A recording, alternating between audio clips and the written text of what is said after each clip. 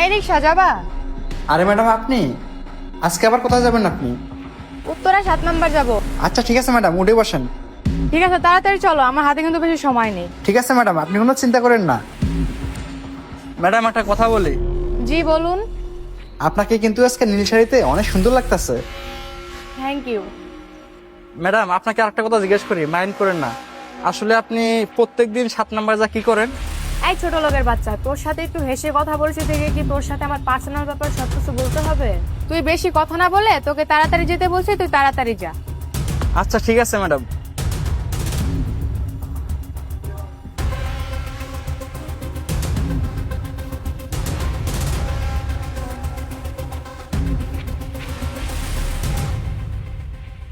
Madam, 7 number এসে পড়ছি, নামেন।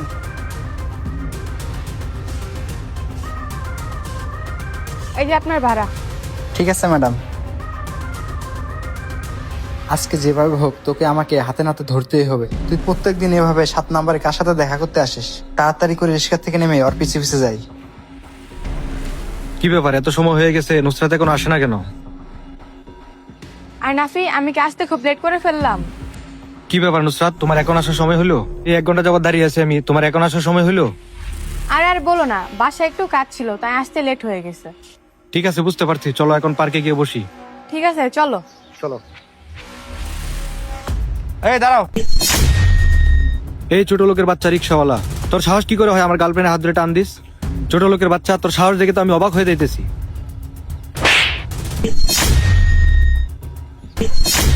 আল্লাহ, রিক্সাওয়ালা দেখি নাফির গায়ে হাত তুলেছে।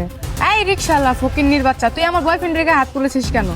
কে চুপ করে আছিস কেন? বল, কোন অধিকারে তুই আমার বয়ফ্রেন্ডের গায়ে হাত তুলেছিস? বল তুই কে? ও আচ্ছা, ও তোকে এমন ভালোবাসা দিছে যার কারণে তুই তোর নিজের স্বামীকে চিনতে পারতেছিস না? কি ব্যাপার নুসরাত, ওই পকিনীর বাচ্চা কি বলে? ও নাকি তোমার হাজবেন্ড? তার মানে তুমি কি বিবাহিত? আরে না না, কোথা থেকে কোন রিক্সাওয়ালা এসে কি বলতেছে, তুমি এসব নিয়ে মাইন্ড করো না। কিরে ছোট লোকের বাচ্চা, তোর সাহস তো কম না, তুই আমার গায়ে হাত তুললি? তোর গায়ে কেন হাত তুলছি দেখ তো, তুই আমাকে চিনতে পারিস কিনা? কি জীবন ভাই, কি করো?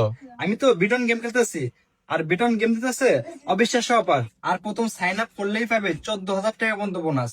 আর এটা অনেক ট্রাস্টেড একটা প্ল্যাটফর্ম, তাই দেরি না করে আমার প্রোমো কোড শাইন ইউজ করে আমার কমেন্ট বক্সে থাকা লিংক থেকে এখনই সাইন আপ করে নিন। চলুন মূল ভিডিওতে যাই।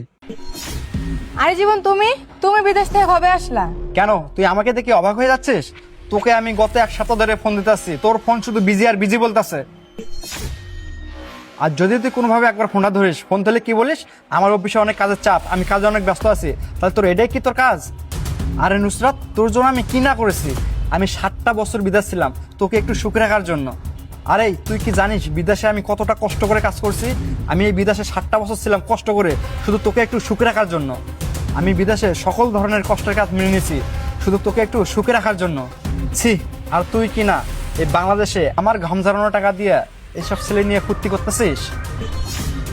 জীবন, আমার এই কাজটা করা অনেক বড় ধরনের অন্যায় হয়ে গেছে, প্লিজ এবারের মতো আমাকে মাফ করে দাও। চোপ, তুই আর একটা কথাও বলবি না। তোকে আমি দ্বিতীয়বারের মতো বিশ্বাস করে আমার এই লাইফটা আমি আর নষ্ট করতে চাই না। প্লিজ জীবন, আমাকে আরেকটা সুযোগ দাও, আমি নেক্সট টাইম আর এইগুলা কাজে কখনো জড়াবো না। ক্ষমা? শোন, তুই আমার সাথে যে কাজটা করছিস সেটার জন্য তোকে আমি কখনোই ক্ষমা করতে পারবো না। তুই থাক তোর বয়ফ্রেন্ডকে নিয়ে, আমি চলে গেলাম। আর শোন, তুই তোর ডিভোর্স লেটারটা সময় মতো পেয়ে যাবি। আমি চলে গেলাম। তার মানে নুসরাত টাকার জন্য আমার সাথে রিলেশন করছিল?